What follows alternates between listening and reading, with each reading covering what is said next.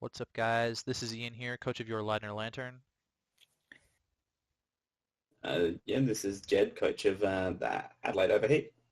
And I'm Monster, coach of the Atlanta Raptors.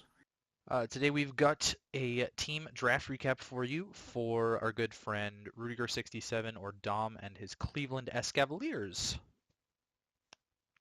Yeah, I mean, Yeah, dude. it's a Draft breakdown for Rudiger. Known Rudiger for a while, since UPBA Season 1, right? Yeah, that's the first time I played him. He beat me narrowly. Oh, I don't think I've actually played Dom before. He smashed me. He ran Bandit A's Elf and just destroyed my face. He beat me like 5-0 or something. Yes, I do remember that. Oh, Pepe hands. Oh boy. So, heading into the draft, we kind of had an idea of what Dom wanted. We knew he wanted to try a few specific things that we'll sort of talk about as we go through here, but there was no real plan that we knew about, I don't think. Do you guys remember anything that he said to us beforehand? I think he had a couple of picks that he wanted to start the draft with. I know that much, and that's as far as I knew. So Yeah, we know I remember him talking about his Mega. And he definitely wanted Zero Aura. Yeah, I remember that too. Spoiler alert, didn't make it to him. Yes, he was picked second pick, right? Dom had, Zero Aura was picked second pick, but Dom had 8th pick, I think. I want to say it was 8th. Yeah, because I was 10th. It was 8th. Yeah. It was definitely 8th pick. So heading into the first round with his 8th pick, he ended up taking Jirachi to start off his Fairy Dragon Steel Core. Okay, yeah, Jirachi. Pretty cool mon there. Like, it has a lot of things that it can do. Like, it's known for its flinching, Iron Head, and then like para flinching with Iron Head and Thunderwave. But like, it can also be defensive with Wish, and like, it can be physical or special. Like, it's base 100 and everything, so you can do anything with it basically. Yeah, for sure. Matt actually pretty much 6-0'd me with defensive Wish Jirachi. So I know all about that defensive set. It is definitely a big issue to deal with and very hard to break. But I think it's a pretty nice option for him. Starting off with a really versatile mon is definitely always a good thing to do in Draft League. Yeah, so the big thing with Jirachi for me on this draft is that it's got a few core weaknesses that he's going to have to patch up a little bit later. Ground, fire, and dark being the biggest ones, if not the only ones. But those are still fairly significant. Oh, ghost as well. Ghost, yes. Maybe not as much, but ground is a big one that, excuse me, oh my god, that he's going to need to patch up. And fire as well can be very threatening. There's a lot of very good offensive fire types out there that can blow back Jirachi. Very true, and dark types as well. We've got it, something that Jirachi needs to watch out for. Yeah, especially those pesky knockoffs. Yes. The last point that I had, at least, is my favorite move is U-turn, and Jirachi gets it. So why don't we U-turn into the next pick? That was the cheesiest thing I've ever heard in my life. Oh, round 2, he ended up patching up that ground weakness and taking Tapu Bulu. Yeah, I was going to say that's a great cover for the ground weakness that Jirachi does have. Obviously, that's still got the fire weakness overall, but Jirachi does cover for Tapu Bulu's poison weakness as well. It's kind of the same theory behind the Bulu-Tran combination that you see every now and then. Though I do think Jirachi and the Tapu Bulu make a better combination than the Heatran and the Tapu Bulu do. Just because, like, I think it's just a better combination of stats and typings. Yeah, so I think Tapu Bulu was definitely a good pick to try and cover for Jirachi's ground weakness, and he obviously covers Tapu Bulu's weakness with Jirachi. I think my biggest issue, or like Tapu Bulu's biggest drawback to me, is the fact that it's very easily revengeable because of its base 75 speed. It's extremely slow and very easily revenged by anything with like an HP poison or a random sludge bomb. So I think it'll be good for his team, but he's going to have to find a way to help not or help Bulu not to get revenged all the time. Yeah, so another thing with the speed there is that Bulu Tran are very close to each other in base speeds. Heatran's base 77, Bulu's base 75, so having Jirachi there to mitigate that speed difference, and you can't just outspeed both of the combo now. It's harder at least to outspeed both of the combo, sort of helps that quite a bit as well. Yeah, so Tapu Bulu was also, I think it was at least, it was the mon that I was thinking of when Dom was talking before the draft. It was one of the mons that he definitely wanted to pick before the draft. I think Jirachi Bulu was a duo that he wanted to pick up. Yeah, Yeah, I I believe it remember. was. Yeah, I remember he wanted Bulu, and then he really wanted his pick as well, which we're actually about to get into. So here is the round 3 pick. I don't think he got sniped ahead of this, but he brought back an old favorite from UPBA Season 1 in his Mega Charizard X. Yeah, Dom loves Mega Charizard X. This is what won him the game against me back in UPBA Season 1. And it's a great pick. And it covers that fire weakness really well. And it does get help from the Tapu Bulu as well with that grass terrain, helping block the earthquakes and stuff like that. So definitely a nice, strong core that he's started off with here. Yeah, for sure. I think this is a incredibly threatening Fairy Dragon Steel core, especially considering the fact that Tapu Bulu and Mega Charizard X are both extremely good wall breakers. Tapu Bulu obviously getting the grassy terrain, grass boost with Wood Hammer and a Choice Band if he felt like running it, is hits like a truck all the time. And Mega Charizard X being able to spam Flare Blitz with the ability Tough Claws makes it an extremely good wall breaker. So he's got a really good core of wall breakers going on right now, and they play into his Fairy Dragon Steel core. Definitely very threatening. I think another thing that helps out there is the grassy terrain giving the recovery to Charizard after the Flare Blitz hits sort of helps out a little bit in the longevity, maybe a tiny bit more. Maybe it gets off one more Flare Blitz, but who knows? That could be the difference between Charizard actually breaking something that resists a Flare Blitz and doesn't. Yeah, Yeah, for sure. I think for that's sure. pretty useful. So now he's got his Fairy Dragon Steel, and he's got his Fire and Grass. What's next, you may ask? Well, in round 4, he does pick up his Water in Suicune. Yeah, Suicune is a great pickup as well. Once again, that covers for that fire weakness. So he's really covering his weaknesses really well here. And the electric weakness that Suicune has is mitigated by that Tapu Bulu and the Jirachi and the Charizard X as well. So this is going to be a really annoying team to play against for sure. It's going to be a tough battle. Yeah, it seems to me like the main reason he drafted Suicune is because he knew he was going to need a bulky water, and I believe this was the round where all the bulky waters were going. Yes, it was. I think six Yeah, water types went this round. Yeah, so Wow, that's you picked crazy. Melodic, and then he picked Suicune or something. I think I picked Yeah. my water this round too, or I don't know. Kingler went, Toxapex went. It was, Yeah, a lot of waters went, so he managed to get the bulky one that he needed because, again, he has a pretty noticeable fire weakness, and now he doesn't because he has Suicune. And, yeah, this is definitely going to be a really scary team to play around because Suicune really benefits his Fairy Dragon Steel. Yeah, I'm not a huge fan of looking at his team right now and trying to build around that. I don't think it's going to be very fun, but then again, I'm sure he's going to have a blast with it. Suicune Yeah. obviously has that really good natural bulk. It's kind of lacking on the attacking sides, to be honest, but it's a neat speed tier for his team as well. It fits in between Tapu Bulu and both of his base 100s right now. He could always throw on that tech extreme speed. I know I've used it in the past, but yeah, so heading into round 5, he managed to pick up something that helps out with his speed control and helps with his speed tiers quite a bit, and he ended up grabbing Galvantula. Yeah, and Galvantula, that gives him that little bit of speed over the base 100s that can be really useful.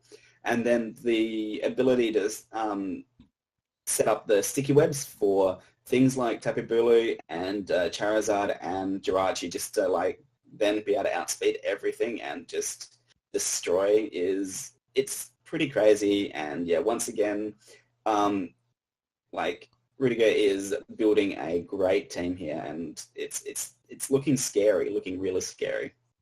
Yeah, it seems to me like he knew the Fairy Dragon Steel Core that he wanted before the draft started, and he had every intention of drafting around the Fairy Dragon Steel Core, and he's definitely done that with this Suicune pick, and now especially with the Galvantula pick, because having those two phenomenal wall breakers in Bulu and Charizard with webs is incredibly threatening and very hard to find an answer to.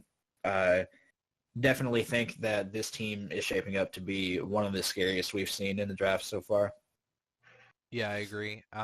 One thing that might go a little bit unnoticed, but I kind of picked up on, is that Galvantula is a nice unnerved user, especially for his wall breakers. That's really useful because then, your opponent can't eat that Occa Berry to stop Charizard X, or the Rindo Berry for Bulu, or the Babiri Berry for Jirachi. I think it's just sort of a small thing that ends up making quite a big difference. Yeah, unnerved can be really useful. Like I feel like being able to pop the berry with something else might be useful as well, but um, I think just the compound eyes and thunder is going to be really useful for his team as well, because like water, I mean, at this point, there's not really any one type that is going to Rudiger's team is going to struggle with. So like, yeah, I don't know. It's a good pickup, and it's going to be scary. For sure. So heading into round 6, Ruger actually patched up his speed quite a bit more, as well as grabbing some even more momentum. He's got the Jirachi, he's got the Galvantula, and he ends up grabbing Greninja. Obviously, this can only be Torrent Greninja. We have banned Protean and Battle Bond. Because they're dumb. Yeah, Yes, definitely. You don't want to be playing with them, especially with Greninja. I think is tier 3. Yeah, that would be insane if it got those abilities. Um, it would have to be tier 1 or like banned for sure. Um, but the speed and the coverage that Greninja delivers is well worth doubling up on the water types, 100%. And just that secondary dark type can be really useful as well. Because that, like Greninja, while not being the bulkiest mon, can like tank a Shadow Ball for the Jirachi or something like that. Like it's definitely going to be a very offensive threat for this team, and it gives him an offensive water type to counteract that defensive water type in the Suicune. Yeah, Greninja on this team is just it's really, really scary. So up until this point, he doesn't really have anything that has a lot of good coverage. He mainly just has Jirachi and then 2 wall breakers with a defensive mon and a web user. But now he has a mon that's just a all-around good offensive mon, getting lots of coverage, like probably more coverage than I can name off the top of my head because it gets an insane move pool. But yeah, I think this pick definitely helps out his team a lot, especially in the speed tier department. worthy to note, he now has, by round 6, he has every single kind of hazard. He has Stealth Rocks and Jirachi, Webs and Galvantula, and Spikes and T-Spikes and Greninja. Yeah, that's Yikes. crazy, actually. So he's already got quite a few ice resists, but in round 7 he manages to pick up something that's ice weak, probably complemented by all of his ice resists, but he manages to pick up Gligar. Yeah, and something else that we haven't covered either is that like the Galvantula gets Volt Switch. The Greninja, I believe, gets U-turn, right? Yep. Yes. And then this gets U-turn as well. So he's got so much momentum on his team as well. And the ice weakness, like, while it is a bit detrimental, it's not going to be a big deal with having like the Charizard there and the Suicune there. And this thing can live an HP ice from most things anyway, because with like the Eviolite on, it gets insanely bulky, and then like it can soak toxics for things like Suicune. It's definitely a good wall to grab, and it's a nice low tier Pokemon to supplement this team. Yeah, I actually fully agree. And one thing for me is that he kind of has, well, I was actually going to say he has a fighting weakness, but he really doesn't. because he has one resist or two resists already and one weakness. So I was going to say this is going to be his main fighting switching, but that is not the case. Although, I mean, he has two offensive checks to fighting type moves, so I feel like this is more of his defensive check to fighting type moves at the moment. It is definitely really, really good. To get him another stealth rocker, this is probably going to be his main stealth rocker if Jirachi doesn't want to bring rocks. And definitely very annoying to break. And I don't like his team. Just I don't want to build for it. Is what I mean. Yeah, I'm kind of regretting moving this down, but there's not much we can do about that at this point. It seems just based off of everyone drafting that a lot of the stuff we moved down this season actually got picked up after being moved down. Maybe the value was seen in some of those picks. Defog, Omega lol. Yeah, no, the value definitely increased for a lot of picks, and it definitely brought them into contention a bit more, so not surprised. So in round 8, Dom makes us want to hate him even more by picking up the Moonduck itself, Cresselia. I mean, this is just getting insane now. Like, this team is getting to be unbreakable, to be honest. This is even more help when it comes to, like, Earthquake spam against Jirachi and the Charizard. So, like, with that Levitate is going to be insane. And then, like, just insane bulk as well. And, like, a variety of different sets that you can run, though. Like, just straight bulk Calm Mind is quite likely a common one. Yeah, not looking forwards to it. Like, there's nothing that takes Cresselia out in one hit, and it's just not going to be cool. Yeah, from what I can see on his team, he only has two dark type switch-ins, those being Tapu Bulu and Greninja. So everything else takes the dark types neutrally. So worthy to note that this does not help that situation because this is a pure psychic type. But it's so bulky, does it really matter, Gets a really good recovery in Moonlight and stuff like that, gets good coverage in Moonblast to hit the things that they hit dark types that Cresselia doesn't like. And this team is super scary. Can we please stop adding mons to it because it's already OP? So there's been a lot of OP here, and now sort of at the end of the draft it sort of tails off while he has to pick up more utility mons and the lower tier mons. And this next mon was actually my suggestion, I believe, just as sort of a really good utility mon to fit on his team, and it's Armaldo. Yeah, Armaldo, like, I mean, it's another water type, but it's... Nope. Wait, no, Nope. it's not. It's Bug Rock. Okay, Yeah. never mind. Omega. Yeah, so, like, it would normally be, like, not very good, and not a very good mon, but, like, it gets the rapid spin that he desperately needed on his team. Like, I mean, he's got a few defoggers, I think, at least Gligar and Charizard. Hey, Charizard. Charizard gets defog? Yeah. Yes, but it's a Charizard, so it's taking 50% from rocks when it switches into defog. Yeah, exactly. But yeah, it gives him a needed hazard removal option because Gligar's the only really viable one that he has. So there's that, and it also does give him a Swift Swimmer if he really wants to use that against like a rain team, which I think there is like one or two of them. In this league, right? There's two of them. We'll get into those later. Yeah, it's definitely not a bad pick in that regards. Yeah, I totally agree with the hazard removal statement. I think that's the main reason he picked this up, is for the fact that it gets rapid spin, which he previously did not have on the team before this. And he definitely needed the hazard removal again because Gligar is his only viable thing. I feel like that's pretty much the only reason he picked Armaldo is because it gets rapid spin. Yep. And I think it gave him rock coverage as well. So it's another rock setter. So that's True that. Good as well. Like something that can set rocks and rapid spin at the same time is not a terrible pick, though Armado's bordering on it.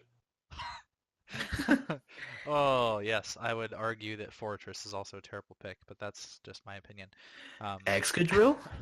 yeah, Excadrill, same thing. I don't like Excadrill either, but there you go. We all know that. So, heading into round 10, Dom's main goal was to grab some priority, and he actually grabbed quite a big threat, as well as grabbing some priority for his team that was severely lacking. Uh, yeah, Belly Drum Lanoon. I mean, that's the only thing you ever really bring it for. Belly Drum Extreme Speed.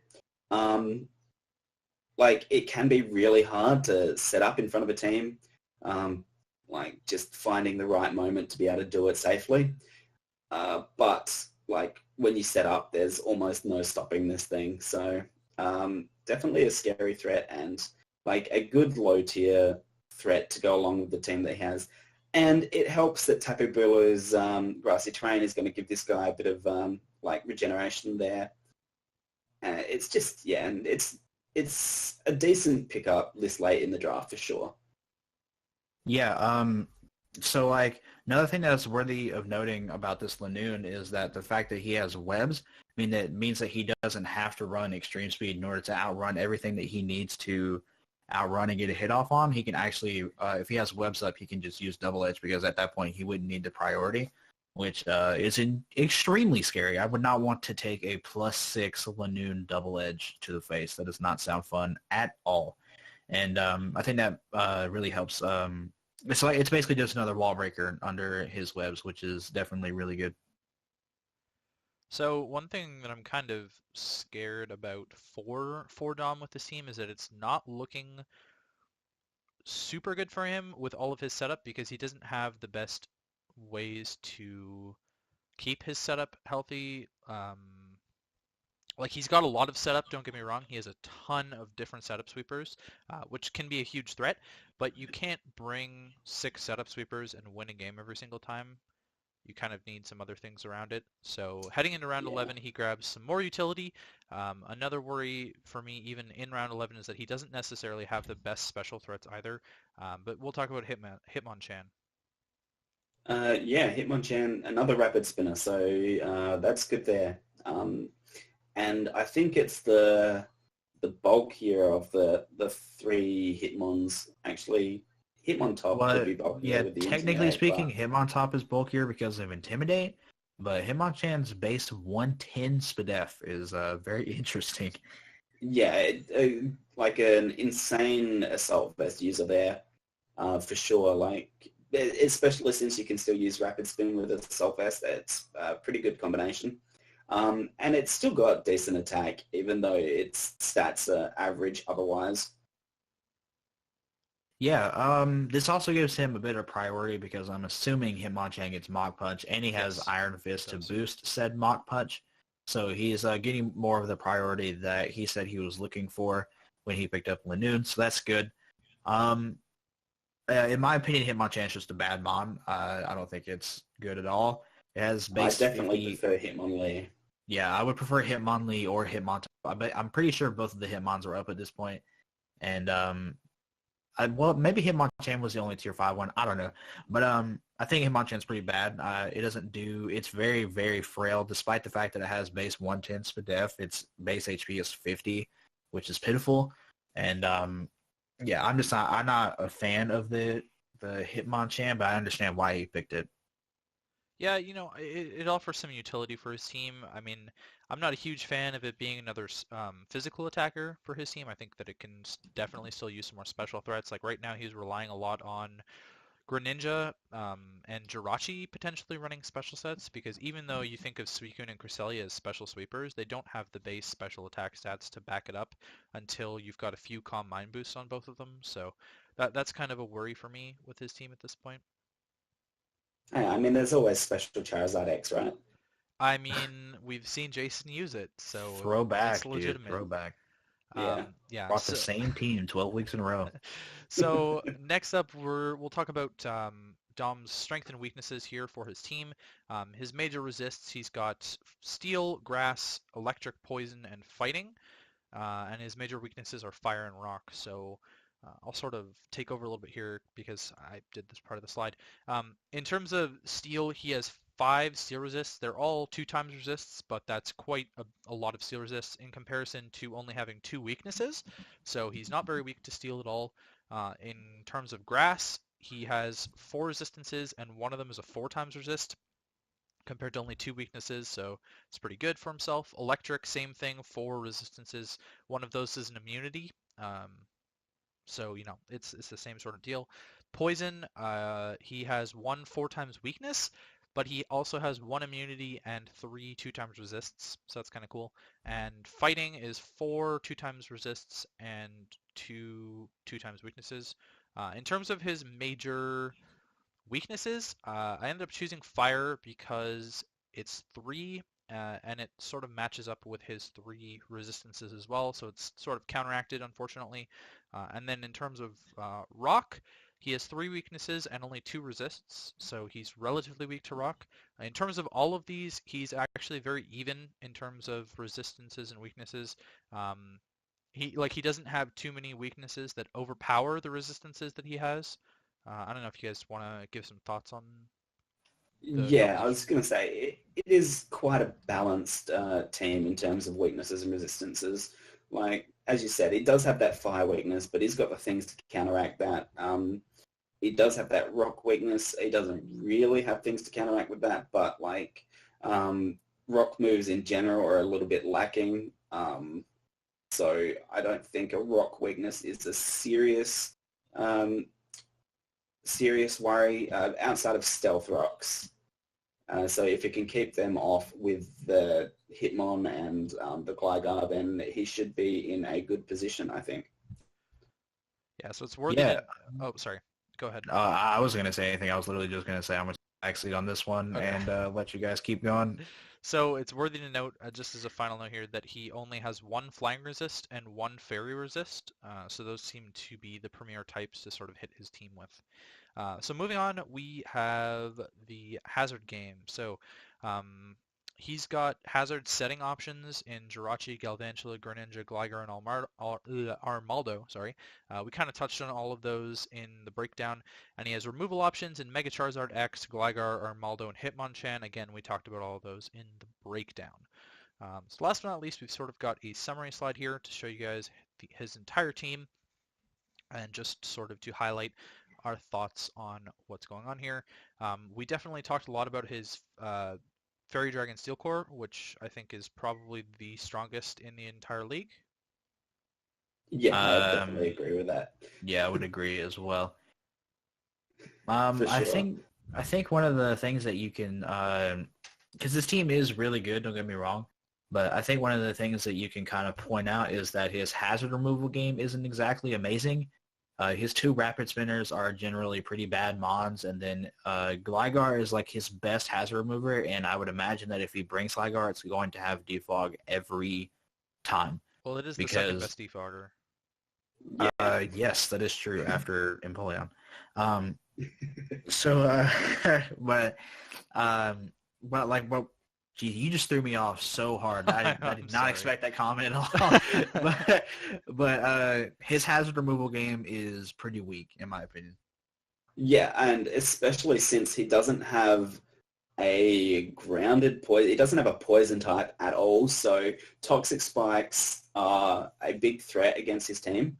Um, like, obviously, things like Jirachi and Cresselia are not going to be affected by those, or the Gligar as well. So Gligar coming in to defog them is a possibility. But like, if you've got like if you're up against a say a Tentacruel that sets up toxic spikes, and you bring Gligar in, Tentacruel is going to have that Ice Beam and or even just the Scald or something like that, and Gligar is not going to want to sit in front of that. So toxic spikes are definitely something that is quite a threat. Yep, I would agree. Especially with Charizard X on your team, where you're already taking so much damage from Flare Blitz, it kind of almost forces you to run Fire Punch in those scenarios over Flare Blitz because you're taking so much residual from the Toxic Spike damage. Yeah, another thing Yeah, too is that Charizard's base form is ×4 weak to rocks, and he has weak hazard removal options, so that's kind of bad. yeah, exactly. And then things like Lanoon are going to struggle to set up in front of anything when there's toxic spikes up as well. So Well, there you have it. That's our thoughts for Dom or Rudiger 67's team of the Cleveland Escavaliers for Season 2 of the NCL. Be sure to check him out. His channel will be in the description, along with all three of ours, because why not? We did such a good job. yeah, Um, exactly. this Yay! Do I get a this cookie now? this should be the third in our series of doing draft breakdowns for all of the teams. Out of all 12 coaches, obviously, we're sort of going in alphabetical order, and we'll catch you guys for the next installment. Bye, Peace. guys.